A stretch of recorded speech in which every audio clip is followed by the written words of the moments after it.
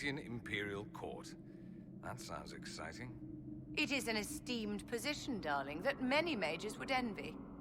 Yes, being paraded about like an exotic peacock is better than running frantically from Templars. Better an exotic peacock than one Tevinter rat amongst many. Oh, a dig at my homeland. This should be fun. You wouldn't rather live in a land where mages aren't herded into cages like dogs? Which land is that?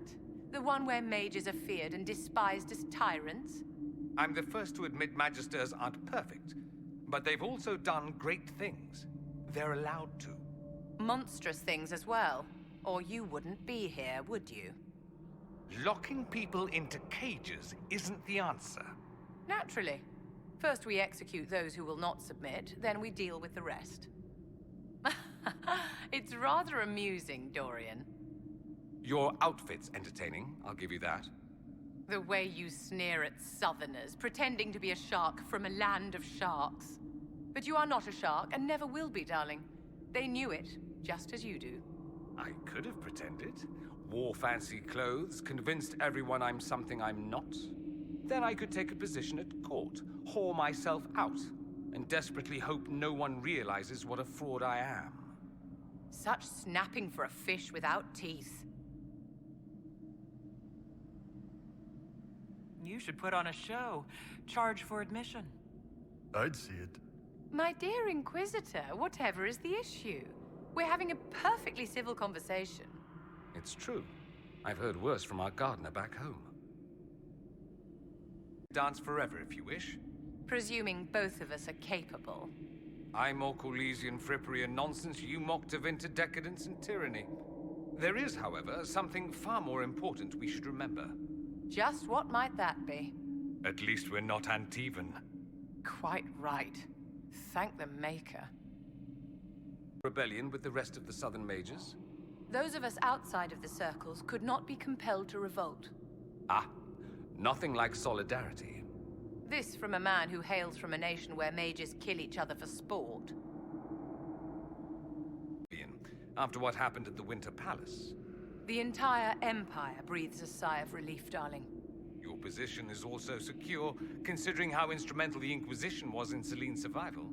I was pleased to have even a small part in the endeavor. We're not in court, dear woman. No need for the honey. I don't know what you're talking about. Someone walked into the Fade again. We should count ourselves fortunate no cataclysm was unleashed. So far as we know. What are you suggesting, my dear? An invisible cataclysm lurking amongst us? We don't know what happened to Corypheus and his lot. Even he doesn't seem to, not clearly.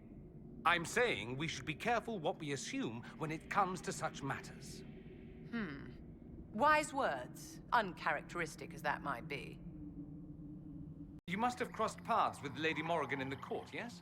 There is no need to use that title, my dear. She is an ill-bred apostate, nothing more. Odd. I'd have thought you'd easily relate to a commoner of ambition. You thought incorrectly. It's outrageous that she's been forced on the Inquisition. We'll see how it turns out. I'm hoping she can help. More likely she will help herself. It's a sadistic little man who is trying to kill us.